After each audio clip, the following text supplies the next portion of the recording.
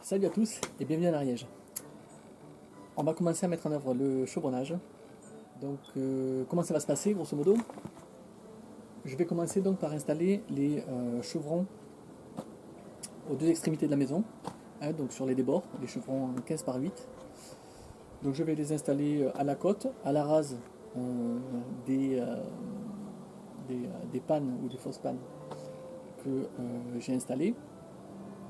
À la suite de quoi, je vais pouvoir du coup faire le tour de la maison avec un cordeau pour avoir une ligne de référence, ce qu'on appelle l'égout du toit, donc cordeau à laquelle tous mes chevrons vont arriver pour se positionner et avoir un plan sur lequel, a posteriori, je pourrai poser mes planches de rive.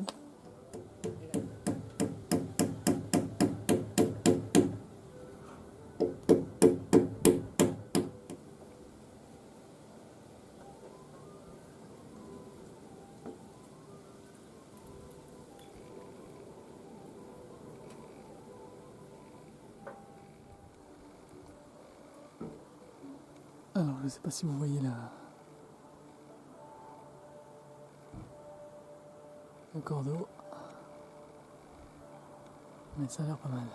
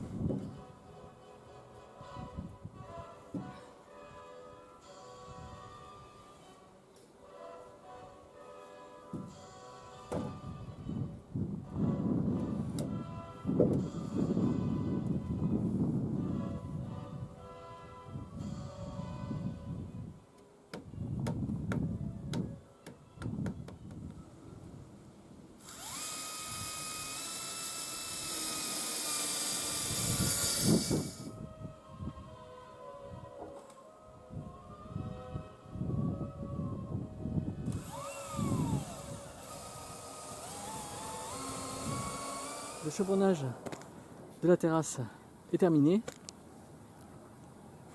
Donc tous les chevrons sont vissés en pied sur les pannes intermédiaires et au faîtage. Ils sont également pointés. Pareil, sur la muraillère, donc sablière, panne fêtière et panne intermédiaire. Donc j'ai opté pour découper des laits de frein vapeur de largeur de 50 cm sur toute la longueur de la sablière. Donc pour déjà en fait penser enduit en fait, donc si vous voulez la partie qui dépasse là sur le dessus de la sablière va donc revenir sur le dessous du chevron de la poutre en I, et puis il y aura toutes les laits de frein vapeur qui remonteront sur le rampant. Et vous voyez que sous la sablière, par dessous là, il dépasse aussi également donc le frein vapeur. C'est tout simplement parce qu'en fait le mur grèbe va s'appuyer sur la sablière et donc la finition de terre va venir mourir sur le bois. Les chevrons de la terrasse sont terminés. On a fait un test pour le levage un petit peu. Donc on a monté une poutre en I sans la queue de chevron et une avec pour savoir un petit peu comment ça se passait au niveau poids, au niveau voilà. Bon, finalement on va tout élever avec les queues de chevron préassemblées. Et donc celle, je ne sais pas si vous voyez à contre-jour là, mais normalement oui. Celle où il le manque, eh bien, ce sera le petit cadeau de fin de chevronnage. On se mettra cette queue de chevron a posteriori. Voilà, parce qu'on a tout simplement la flemme de le redescendre étant donné. Enfin, on va assembler les queues de chevron sur les poutres en I.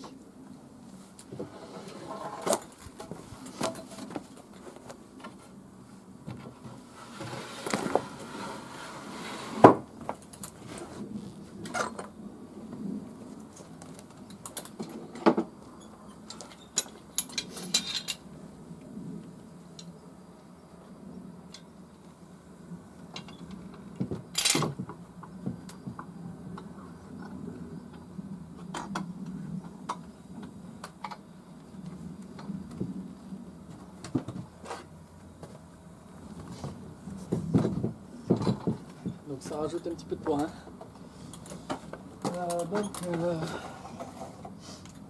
Pour le levage, en fait, avant de les pointer, de les visser correctement, je vais les lever pour pouvoir bien les régler après au cordeau.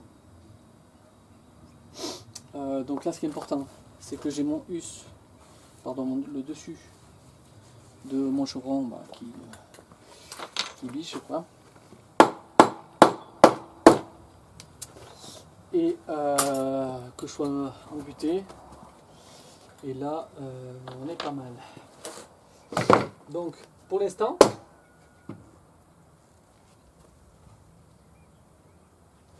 je vais mettre, pour le levage, hein, juste une vis là.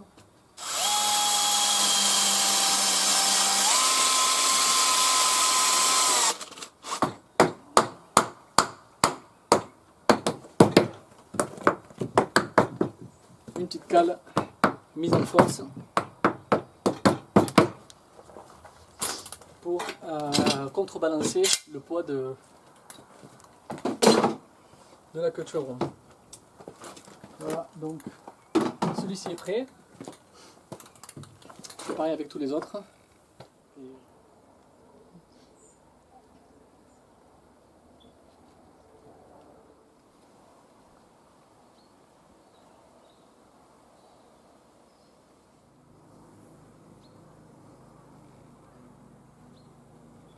Donc voilà.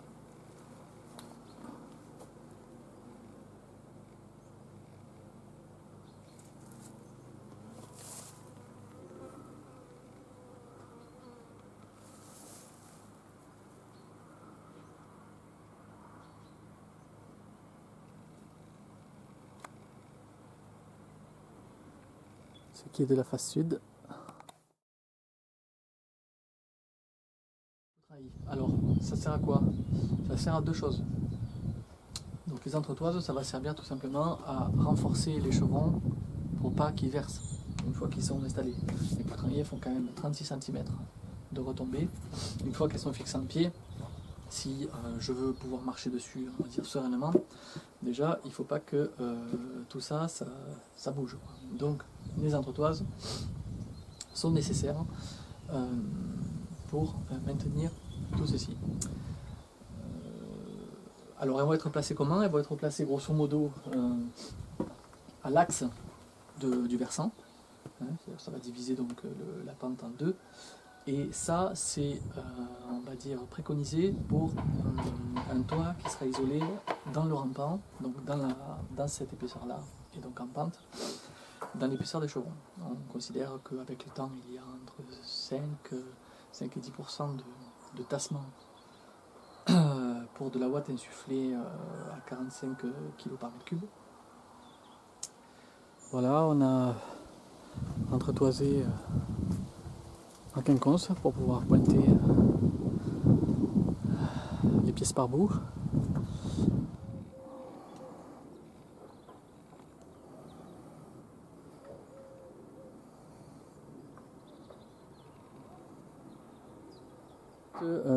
Un point de vue un petit peu différent pour vous dire que, en tout cas pour ma part, j'aime bien toujours à un moment donné m'éloigner de ce que je fais, parce que souvent dans des volumes tels que ceux de maison, quoi, c'est toujours bien, on a toujours beaucoup plus de facilité à voir un petit peu de loin si les choses sont de niveau, d'aplomb. En l'occurrence,